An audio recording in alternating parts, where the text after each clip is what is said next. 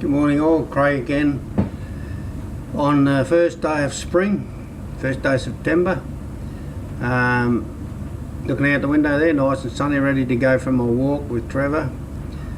This is week 13 now of my, I checked that, week 14 of my weight loss program. Not the best week I've had. I gained 100 grams this week. A bit annoyed about that, but wasn't able to do many exercises this week because I wasn't feeling 100% in the joints. Been overdoing the jogging and the walking, so I need to slow down on that. But okay, 100 grams.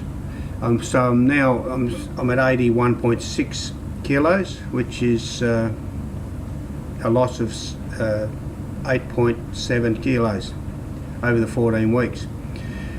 This will be the last video I'm going to do in the series because I have stagnated with my weight, and all I'm going to do now is I'll do the odd update if I have any major changes in my weight. I still would like to get down to the weight of 75 kilos, so I've got another 6.5 kilos to go there. But you know, I'm pretty happy with the way I am. A lot fitter, feel a lot better.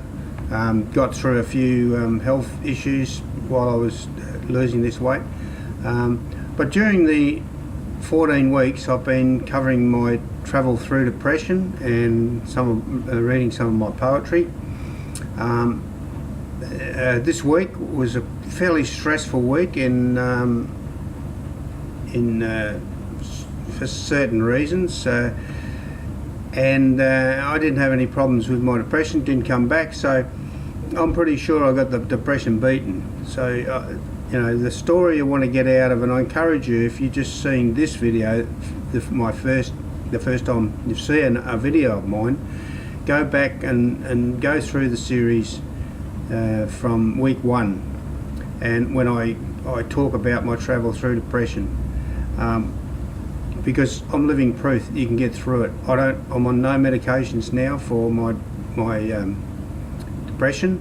Haven't been on it now for about maybe 7 or 8 weeks, and living proof that you can get through it. You can get through it. Anyway, during my last few weeks, there is something that happened this pretty special this week.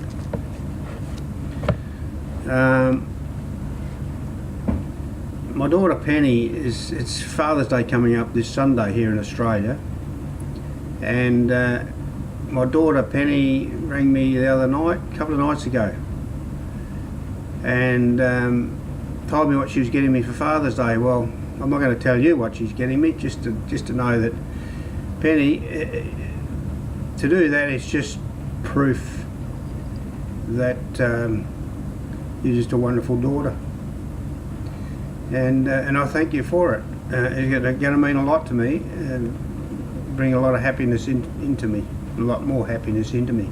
So thank you, Pen, for that.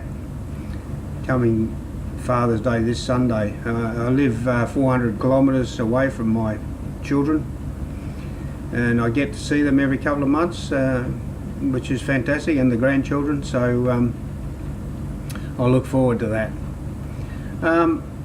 And also during my travel, during my videos, I've been covering a lot of my poetry that I wrote during my depression years, and I'm going to read a couple this morning, which was really, I wrote at the peak of my worst depression moments. And it was nearing the end of my career in the army, and I was quite anxious and getting I guess pretty scared. 20 years in the army, and all of a sudden now I'm going to be a civilian again, and let me tell you, it's not easy.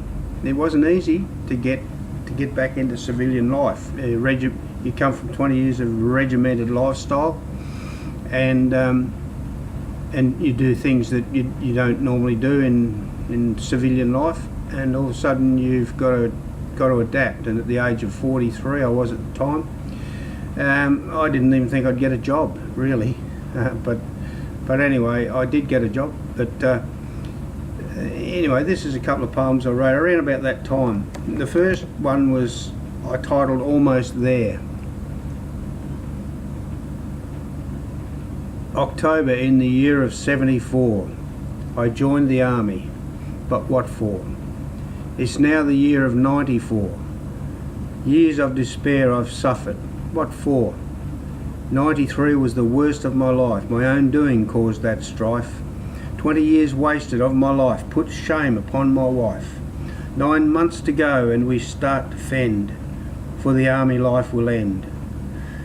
To you I will strive to make amend, the line I take shall not bend. One day soon again we will be one, you and I, daughter and son. Together we'll have fun, owing to no one. But first, these 9 months to survive, my life to revive. Through this horror I must drive, and to safety I will arrive. I wrote that in 93. Sadly, a lot of that didn't come about. I'm no longer with my wife, we're no longer together, which is a sad thing, but it's a reality, and I've had to learn that there is life after things like that. But you know, that was back in 94. And it was probably about 9 months later, this one I wrote, Coming Out. When will this agony ever end? The pain of waiting you can't comprehend. I fear it will never come. I'll be stopped again by someone. I've suffered so much just of late, yet I still find it hard to hate. Is that a sign, I wonder now? To forgive is today's vow. 20 years of lost living, to endure is unforgiving. But what will I do when I exit here? The outside world, much to fear. My family and friends will be there, they've stood by me from year to year. I know for them I'll not fail, as through my life I will sail. Apprehension is a fearful thing. What if, or when, how, what is fitting? Prior preparation you think would help you through. But oh no, anxiety will always get you. I wrote that in 94, and as you can see, that depression was there, anxiety, worrying about a new life, and that just continued on for years after I left the army. I got work, but in the end I had to give up work. No one wanted me around them because I was a real not a nice person to be around with my depression. Very unpredictable, and in my behaviours and mood swings and things like that. And in the end, I wasn't able to work at all. I was totally mentally lost. I just couldn't work. And as a result of not being able to work, the pressure built on our finances. We lost our house, and eventually we lost each other. We went our separate ways, and that was about 4 years ago. But we move on. We have to move on. We've remained friends, and that was very important. We did have a bit of a rough period there for a little while, but we've remained amicable with each other. So that's my story through my weight loss program, through my depression, my poetry. And around that time, 94, was a time when I became a Christian.